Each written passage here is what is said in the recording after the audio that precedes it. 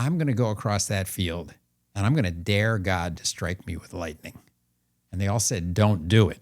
But I walked across the street. I went into the field. I pointed my finger in the sky and I said, God, if you exist, I dare you to strike me down. And that's how I lost my hair. Hey, everybody. Welcome to The Upgrade. I am Joseph Adavai, a.k.a. Pastor Joe. We have our production crew here, our head of production, Joe Adavai, and we have our creative director, Stephen George. They're only allowed to talk when I say, but trust me, they're going to interject. But we have an amazing guest here today. He's my brother from another father. That's right. We are brothers. Same mom. Grew up together. He is Dr. David Dean. He's a professor at Yan Phuc Bible Institute in Hong Kong. He teaches there. He has his master's in theology. Also, he was a nuclear physicist. I'll let him tell you a little bit more about that. And also an adjunct professor at Dallas Theological Seminary. He's also been a missionary teaching at a seminary in the Philippines. He's a super talented, really smart guy because he's my brother.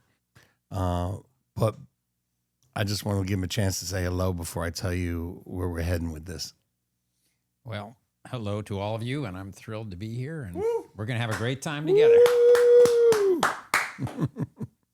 Yes, we are. So fast forward really quick. If you don't know my life story, I'll tell you really quickly that we grew up in a family of 5.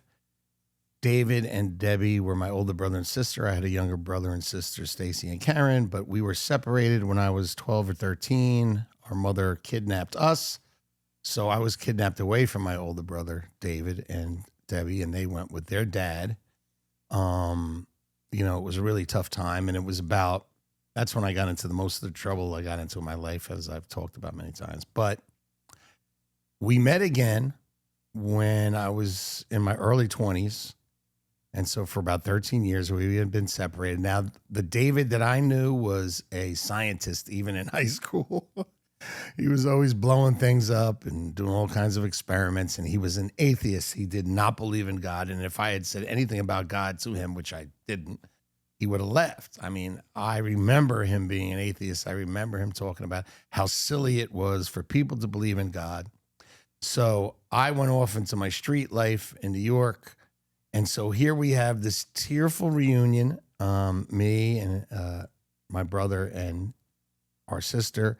And then, after that, he said, let's get together again. And he came with his wife, me young, and there was a girl I was dating at the time, wasn't my wife. And we met at Beefsteak Charlie's. Charlie's. And he, in the middle of this dinner, pulls out a Bible and hands it to me and says they're Christians. I didn't understand really what that meant at that point, but that Bible later saved my life. And the girl I was with pretty much just looked at me and laughed. I mean, she just couldn't understand. So the question is, Dr. David Dean, my brother, how did that happen? Short answer, by the grace of God, but the long answer is much more interesting. Let's see, a little background. Joe and I have different fathers. My father was a Unitarian minister.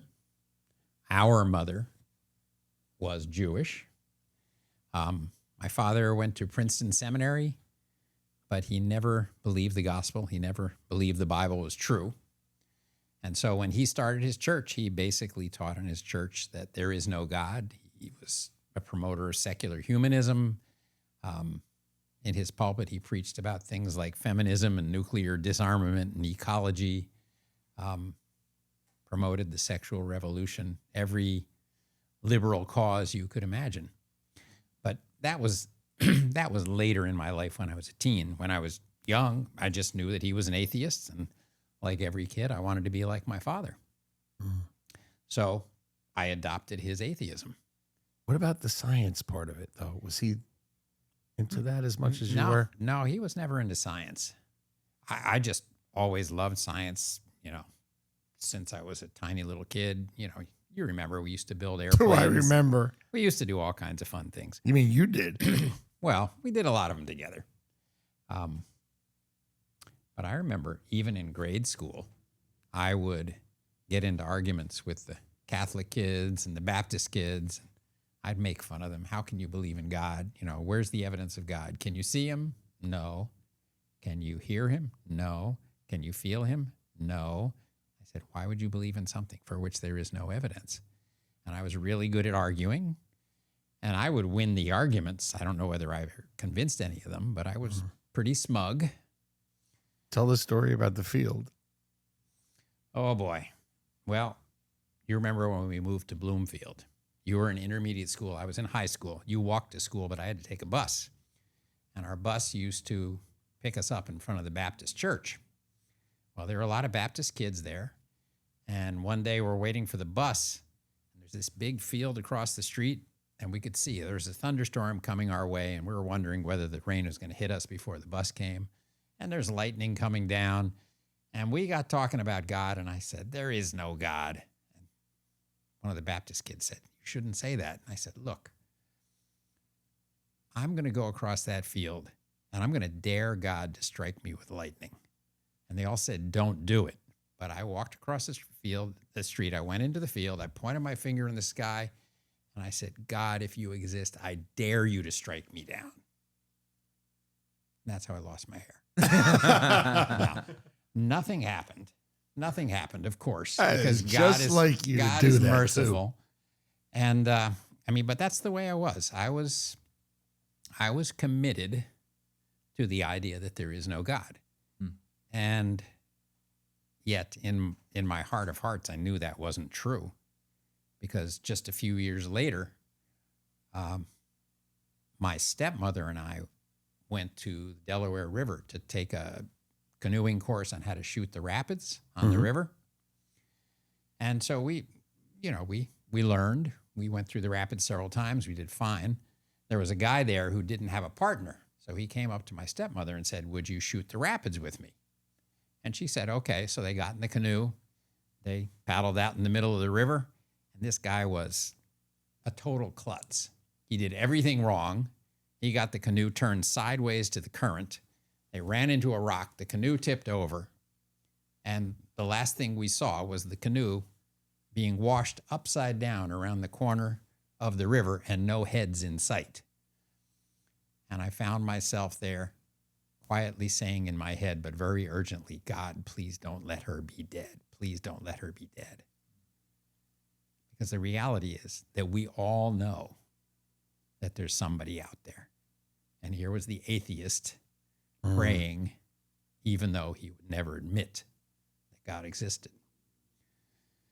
Well, I didn't think about that incident very much until years later. By the way, they both lived. They both lived. Yes. Just in case you were wondering. That's true. They did. They finally washed up about 3 miles down the river and had to hitchhike. Didn't want to leave people in a really sad, wondering. True. But about a year after our mother kidnapped Joe and Karen and Stacy, I'm Joe, by the way. Yeah, I went off to study physics at Drew University, and started my second year. We started studying thermodynamics, and the laws of thermodynamics basically say energy is conserved. You can't get something for nothing, and everything runs down. And a more sophisticated version of that, everything runs down, is that order always turns into chaos. And chaos never spontaneously becomes order. And we all know this. Everything runs down. Nothing runs up. It's already ringing a bell in my head now. We all get old. Things fall apart. You know, you go away from your house for a month and you come back and things are broken and there's dust everywhere. You never go away from a dirty room and come back, it's clean. You know, your sock drawer is always getting messy and you have to reorder it. And the only thing that can create order out of disorder is intelligence. That's what we humans do, right? We're always creating order out of disorder. Well, when I finally realized that and I thought it through, I realized that my only explanation for my own existence, Darwinism, could not be true. Hmm. And there was no way out of it. How do you explain the universe in which we live? How do you explain the interactions of animals? You know, bees to pollinate flowers and flowers to feed the bees. And, you know, termites can't digest wood, but they have a protozoan that lives in their belly that does it for them. The universe is amazing. It's complex. Everything works together. So I had to go from being an atheist to being an agnostic. And an agnostic is a person who says, well, I don't really know whether there is a God. And that's not a very satisfying position to have, but my intellectual honesty wouldn't let me say I'm an atheist anymore. Then you met a girl? Then I met a girl who is now my wife. That'll change things. Yeah, well, when I first met her, she was not a Christian. She's Korean. Okay. She went away to a summer camp for Koreans, and she got saved there. And when she came back, around that time we started dating. We probably dated for about a year. Then I went off to Cornell to do my graduate studies there. Real quickly, you didn't tell everybody how you met her. Oh, I was the coach of the first women's fencing team at my university. Convenient, everybody. Yeah. Come here, let me help you with that sword. You were her coach. I was her coach. You were her coach. Oh, yeah. Boy. Okay, sorry. So, well, we started dating. We dated for a couple of years, long distance dating, because Cornell to New Jersey, where she was living, was a long way. And somewhere along in there, it becomes clear that this isn't going to work because she's growing as a Christian. She came to realize that it was wrong for a Christian to be dating a non-Christian because the goal of dating is marriage, and Christians shouldn't date non-Christians. So she's trying to share the gospel with me. And of course, I'm pushing back. I want nothing to do with it. Well, in the fall of 1982, I decided I was going to solve the problem. So I went to my father. Remember, he's a Unitarian minister. And I said, Dad, give me some books I can read that will show that the Bible isn't true, so I can convince her that her religion is foolishness. Then she can give up her Christianity, and we can get along. Now, I wasn't really interested in marriage at that point. I just wanted to make this relationship work. Well, I took those two books and the Bible. What were the two books? One was the Gnostic Gospels by Elaine Pagels, and the other one was Why I'm Not a Christian by Bertrand Russell, I think. I took those two books. Whose voice was that just interjected? Was that from heaven? What? The voice just interjected, you know. It was one of those young guys, right? The ones that are never going to ask That's one any of our questions. angels who are watching over us, yes. Go ahead. So I read the books my father gave me, and I read a lot of the Bible. I mostly focused in the Bible on Matthew, John, and Romans. And I was really into this. Like for 3 months, I'd come home after my studies at the seminary, or not the seminary, at the university, Cornell, and I probably spent 2 hours every night. And at the end of that period of time, I mailed the two books back to my father, and I said, these are trash. They're illogical. They don't make sense. They're not convincing. Now, I had not come to faith. I had not been convinced yet that God exists. But I could tell that whoever wrote this book understood human nature. You're talking about the Bible. The Bible. It talks about sin. I knew about sin. I was a sinner. And that's as far as I went. So I wrote to Me Young, and she wrote back and she said, that's not good enough. She sent me a cardboard box full of Chick tracts. Remember those little tiny books? And I got the box. I opened it up. I looked what was in there. I was furious. So I sent her off a letter. I said, I love that she did that. I said, we're through. And, we hadn't seen each other since the summer. I hadn't seen her that whole 3 months. And we just broke up. So I just continued my studies at Cornell. And in April of 83, I had to go home to New Jersey to do something. Somehow Mi Young heard that I was coming, and she invited me and my little sister, Libby, to go to Christian Day at Six Flags here in New Jersey. Good old Christian Day. You were probably so excited. Well, we went, and it was a very interesting day. Do you remember what you were thinking when you were going to Christian Day? It was sort of like, well, okay, we can part as friends, Right. that kind of thing. But while we were there, several people talked to me about the Lord and asked me if I was a believer, and I said no. Got some interesting stories about that. But that evening, there was an outdoor Christian rock concert at the park.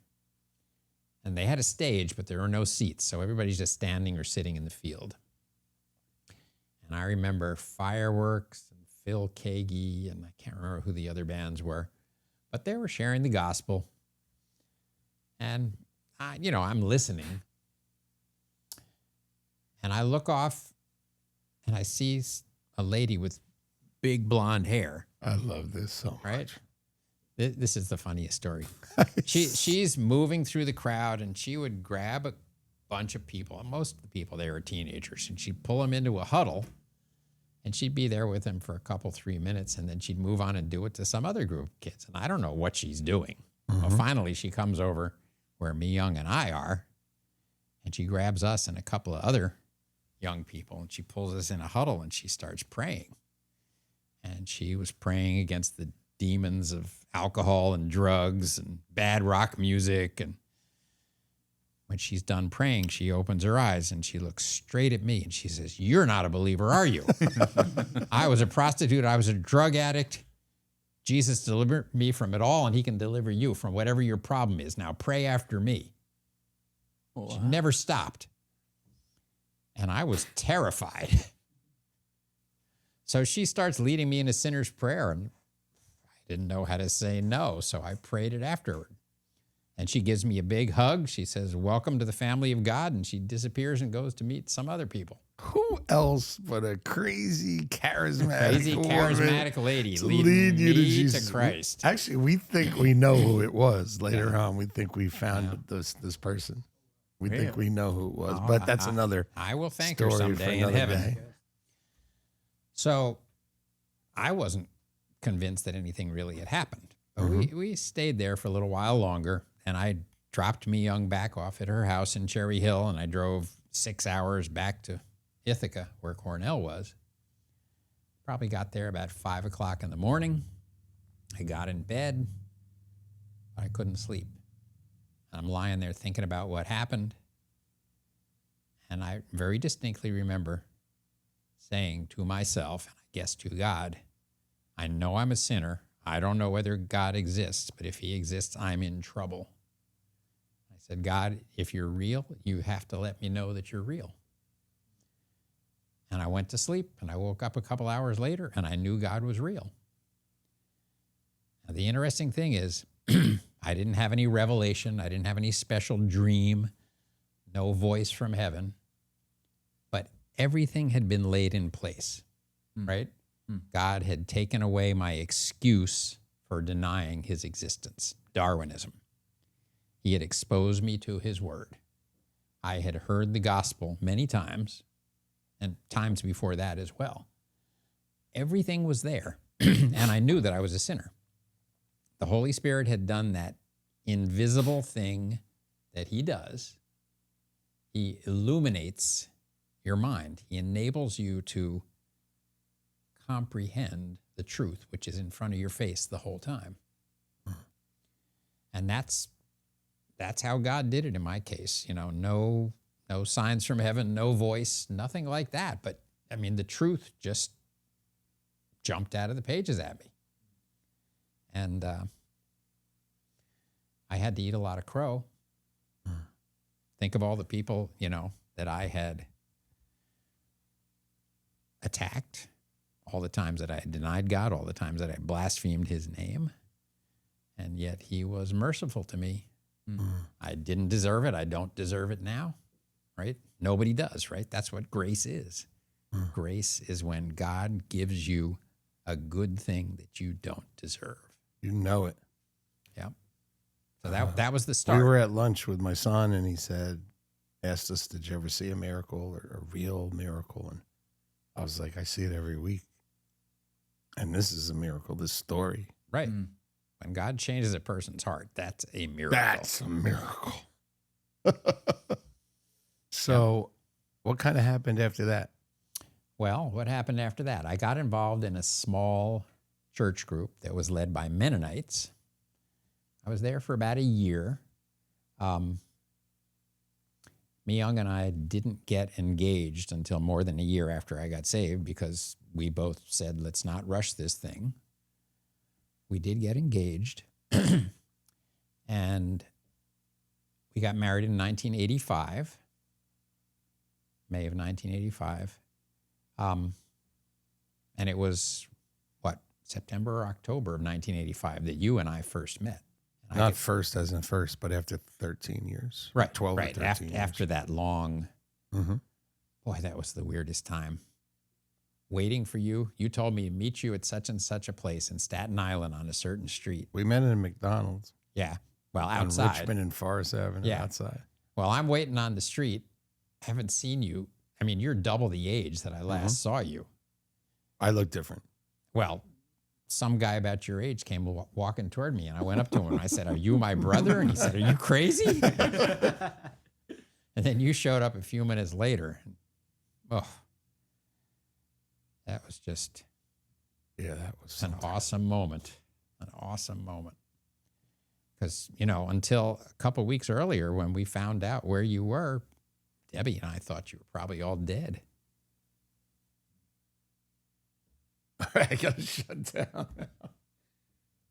So that was a great day. It was a great day. And then we met with my old girlfriend. Mm-hmm. Yeah. Gave me the Bible. Mm-hmm. Yeah, and then we met several times after that. Remember going to the zoo in New York? We went to the zoo together. Yes. But the whole time we were at the zoo, you and I are just walking around talking about the Lord, talking about the Bible. Yes, I remember that. Right? You sent me books, Mm-hmm. archaeological stuff, and the practical stuff, just to even get my mind to even comprehend that it could be true. And Yeah. Then you came when up- your big brother, who's a scientist, becomes a Christian, it's a difficult situation to just say, I don't believe it. I mean, I laughed initially, but then I was like, wait a minute.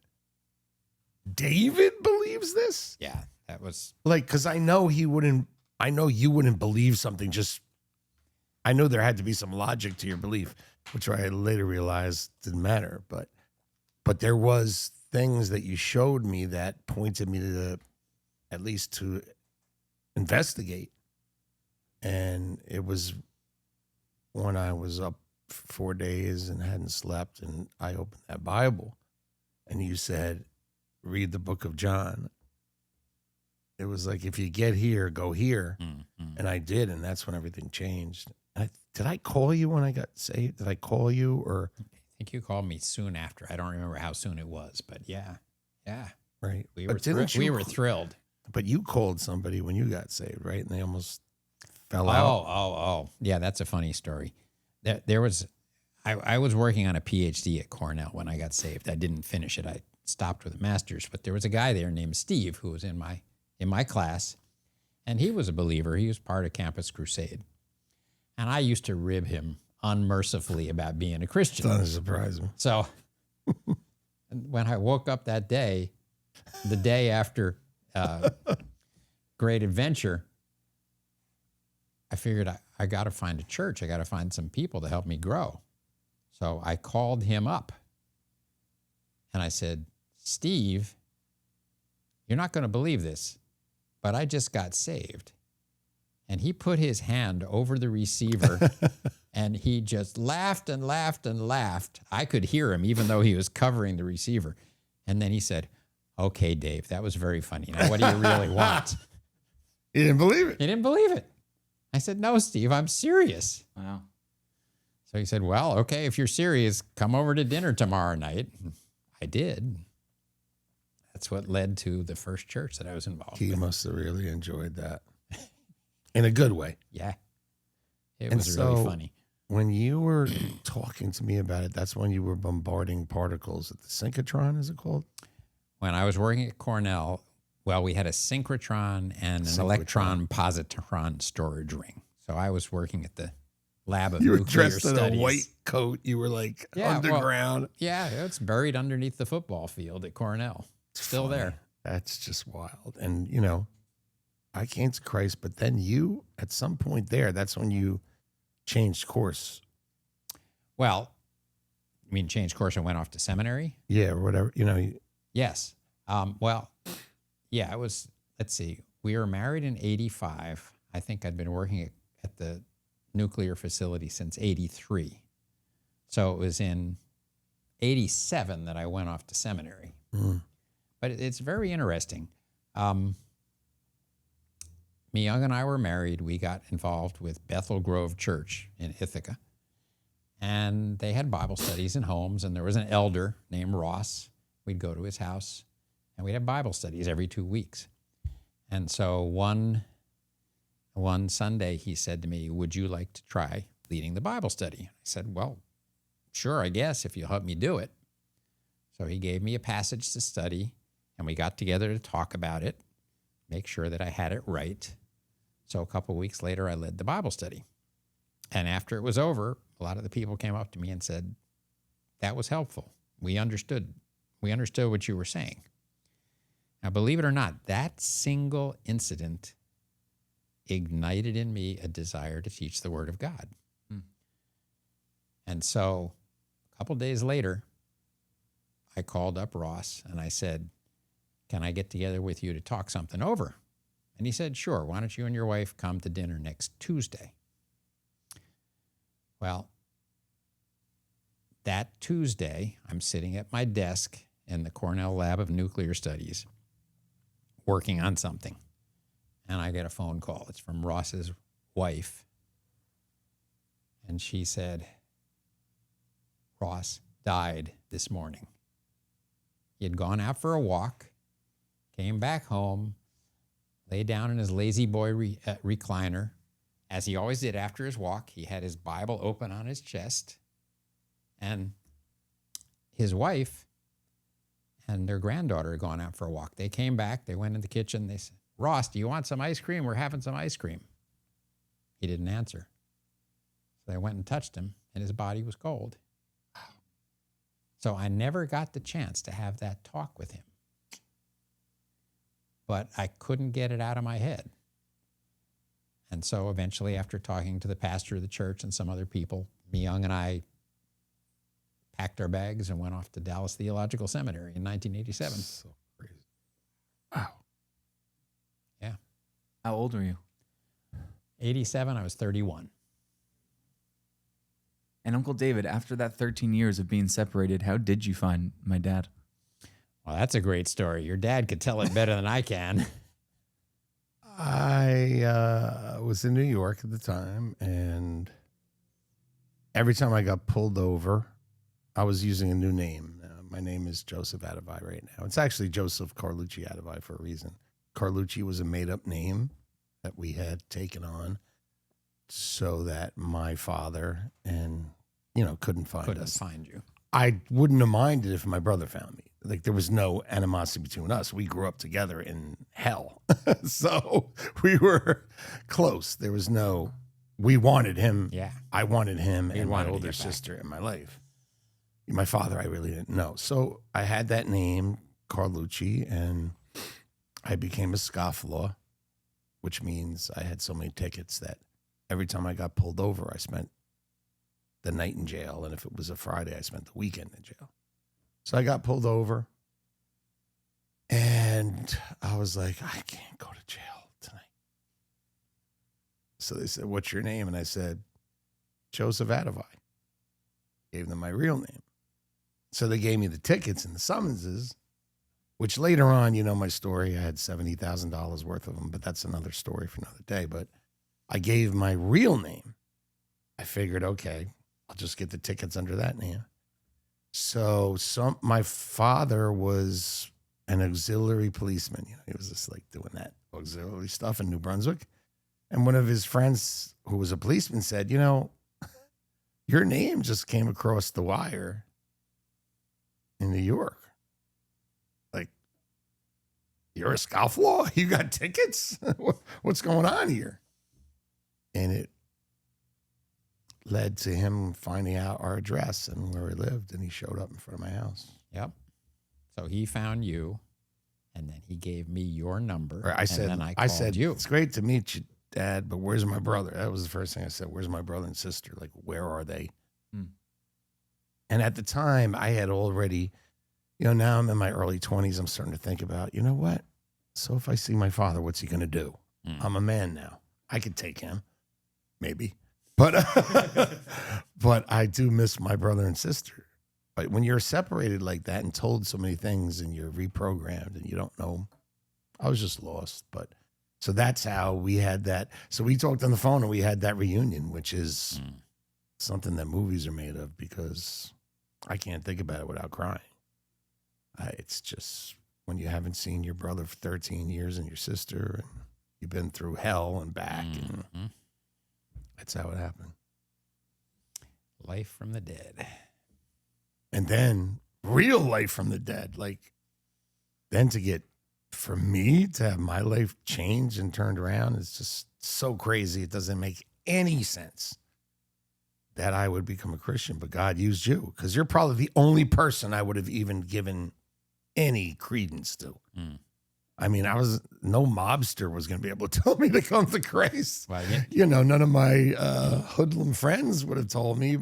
But you know what's even wilder? Mi-young and her family moved to the United States in October of 1973, the same month that Mom kidnapped you. Yes. Oh. I know it was October 73 because the Mets were in the World Series. They lost, but they were in the World Series. I remember that. So the Lord, it's always true, but the Lord is orchestrating things that we have no idea about. And I mean, who knows what he's orchestrating right now? That's right. To think that we're Christians, we're doing a podcast about God is the most upside down possible thing that could ever be. How about this? Grace Church, where I pastor, across the street, the place we park our cars, is the place where you went to grade school. You want to talk about coming around. Yep. It's just mind-boggling. I actually told the church that recently. Right there, that place there, right there. So you went to seminary. Yeah. Went to Dallas Theological Seminary for a THM, and then we went off to Philippines. Tell everybody what a THM is real quick. Masters of Theology. Okay. Yeah. And then to the Philippines? Then to the Philippines for almost 8 years. How did that happen? I forget. Well, let's see. I graduated in 92, and my professors said, you should get a PhD. So I started the PhD program in the fall of 92. And I did one semester, and I started in the winter of 93, but I was just burned out. It was like 5.5 years of constant study. You've been going to school forever. Yeah. So after my first class, I went home to Mi-young and I said, I can't do this. I've got to take a break. So I took a break. I was already working almost full time at the seminary fixing computers. So we continued doing that for about 1.5 years, and we were trying to decide what to do. My father came down with Parkinson's disease. We were thinking, do we need to set up a home somewhere where he can come live with us and take care of him? But he didn't want to do that. So in the summer of 1994, we sat down and said, well, what are we going to do? Am I going to start the PhD this year and continue, or aren't we? And we didn't know what to do. So we prayed and we said, Lord, we're not sure what to do. Please give us some wisdom, help us to make a wise decision. And about an hour later, I got a call from Hong Kong. It was one of my classmates from DTS who was in Hong Kong, and he said, in 5 minutes, a guy from the Philippines is going to call you. So I waited 5 minutes. A guy from the Philippines called me and said, we need a systematic theology teacher. You want to come to the Philippines? That's how it happened. That is just so God. I can't take it. That's how it happened. And you were like, Okay. Well, I said, I'm willing to consider it. And Mm-hmm. we went, talked to our church and talked to the elders, and we went. So they sort of sent you like in a We were church-based missionaries. Mm-hmm. We were partly supported by our home church in Dallas and partly supported by a church in the Philippines. and then you had 2 boys, 2 sons. We had our 2 sons. They were 6 and 3 when we went to Philippines. So they grew up there. In Manila. Yep. And I remember you telling me about the traffic. Oh. So you taught there, and now you're in Hong Kong. How did you get from Philippines to Hong Kong? Interesting. It's the same guy, my friend Patrick. Really? Yeah. So I finished the PhD in 2008, summer. First semester of 2009, I taught at DTS, filling in for a professor who'd gotten sick. And during spring break, That's in that Dallas, summer- everybody. yeah, in that semester, a bunch of churches in the Philippines asked me to go over. So I went over for like 2 weeks to a bunch of conferences, youth conference, family conference. And I had to stop in Hong Kong on the flight. So when I booked my return flight, I decided to stay in Hong Kong for a couple of days to visit my friend Patrick. He's the one who got me hooked up with Philippines. And he had been involved in starting a church-based seminary a few years earlier, and they couldn't find a systematic theology teacher, and they wanted somebody who spoke Cantonese. And I said, well, I can't speak Cantonese. So before I left, he said, let's do this. Why don't you come over for 1 semester? We'll try out and see if our students can handle learning in English. Mm-hmm. So we went in the fall of 2009, and it worked out. So they said stay. So we've been there ever since. Been there ever since. Yeah. I got a question for you, Uncle David. Okay. For listeners out there that are either in the position that you are in, maybe intellectuals who are thinking it's illogical to believe in God, and they have their reasons, or someone who's listening and they know people, maybe it's a family member of theirs, and you could equip them to maybe start a conversation or to give them really good points. Like you were talking about Darwinism. You've spoke at the church a few times and said there's a few animals that disprove, those different theories on evolution and stuff like that. And also just with your background when it comes to thermodynamics and entropy and disorder and chaos, like what are maybe 3 to 5 huge points that really do point to there being God that you could equip people or even tell listeners who are atheists? Well, I would just encourage people to look at the world. Romans chapter 1. Let me read just a little bit from there. Romans chapter 1, starting with verse 18. For the wrath of God is revealed from heaven against all ungodliness and unrighteousness of men who suppress the truth in unrighteousness, because what may be known of God is manifest in them, for God has shown it to them. Now, that's a key phrase. God has shown it to them. There's nobody who doesn't have this evidence. For since the creation of the world, his invisible attributes are clearly seen, being understood by the things that are made, namely his eternal power and Godhead, so that they are without excuse. When you stop and think about it, the world in which we live is incredible. Literally, I'm using that in the real sense. It's unbelievably complex. And it all works. Why do the laws of physics work? Why is the earth set up so that plants give off carbon dioxide and animals consume carbon dioxide? Why do we live in this incredible biological bubble that's spinning through space that provides all the conditions necessary for life, and it wouldn't work if it were just a little closer to the sun or a little bit farther away? Why is the moon in a circular orbit? You can't get something in a circular orbit without intentional design. Let me throw something in there. Yeah. You read that scripture to me Yeah. before I went to visit you in Ithaca. I was in that phase of, I'm not sure, I'm pretty sure you took me to that church, but I was driving up a little Honda, my first real car, decent car. Yeah. I was on that throughway. And I was driving. I'll never forget this, ever. I've told this story before, but I was just driving on the throughway and I looked up and I saw the clouds. And I said to myself, I've been missing this all along. There's so much more. Because my life had been so bad and so isolated and so dark and so enclosed. Yep. That when you started talking to me about God and the fact that there's more than this, and how could this be? It's obviously just look around. So I was just looking around, and I was like, I just had this rush of, wow. Yeah. The earth is amazing. Life is amazing. And you lived in that beautiful place, Ithaca. The sky Yeah. was, as I was driving away from New York, Well, the sky was clearing up, and I was like, wow, God. well, I mean, think about this. I mean, we know this. It happens all the time. But how in the world does reproduction occur? How can people make babies? How can dogs make puppies? I mean, it's so incredibly complex, and it had to be designed. What's your analogy that you always use with the box and the watch? Oh, yeah.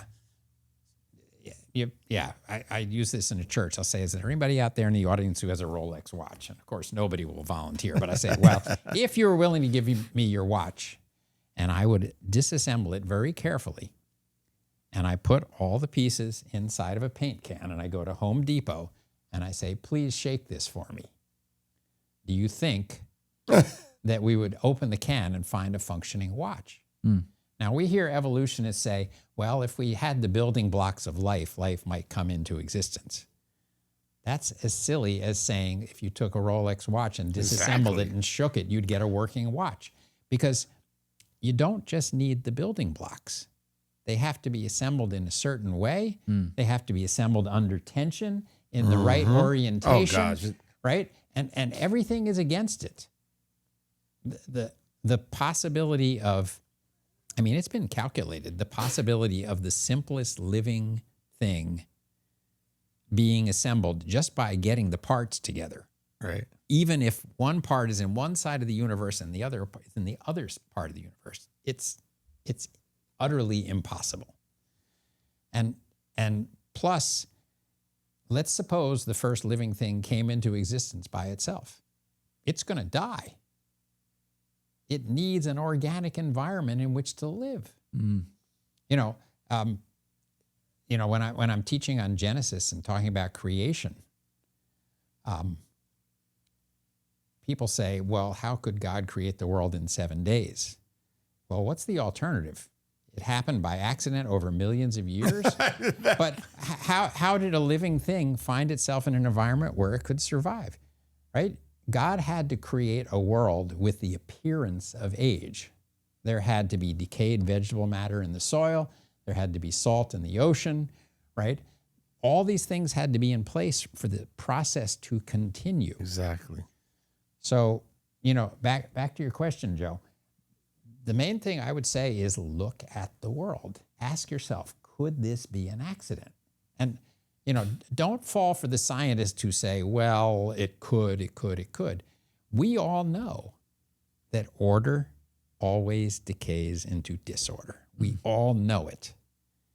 And yet we try to hide from the fact of God's existence by telling us that somehow all of this incredibly complex life came into existence by accident. That's really where I start. Yeah. I mean, come on. And 85% of scientists don't believe in the Big Bang and evolution anymore. That's true. That's true. Well, because they're smart enough to know. Well, it's a dirty secret of science that a lot of biologists are abandoning Darwinism today. Of course. Because it's been disproved. And here's another thing. People talk about DNA being the computer code of life. Where's the computer? No, I'm dead serious. Exactly. It's not just a code. DNA does things, right? It assembles things. Mm-hmm. It's not just a code. It's more than that. And it goes down to the subatomic level and the way the orbitals work. And nobody really knows why it does what it does. But it can't be an accident. It just can't. You a believer now? All right. So before we close out, you've written a couple books. Which book would you recommend for somebody who's just searching? Probably my first book. It's called Ready or Not. I know it. Yeah. It's a very short book. It's basically, I'd call it an evangelistic study of God's plan for the end times. So it talks about God's plans for the future of mankind, but it also presents the gospel. And it's simple and it's short, and it's available on Amazon as an ebook, and it's really cheap. So I'd recommend that. Yeah, we'll make sure we put the links to your books. And you also have a YouTube channel, which many of the people at our church watch. Mm-hmm. Reason and Revelation. Reason and Revelation. And they could just go Reason and Revelation, Dr. Dean. Yeah, it'll come And they right up. can come up with it. And I encourage you to do it. It's like going to college. And it's, just you learn. You just learn. I mean, over the years, you've kept me grounded. We probably don't agree on everything, but I think in the end we usually do because you're usually right. So No, the word is right. I know. Listen, you want to learn more, go to Reason and Revelation. And maybe next time you come on, we could talk about the end times a little bit, have some fun. Love it. Anyway, God bless you, big brother. Loved having you. Love all of you. It's only up from here. Amen.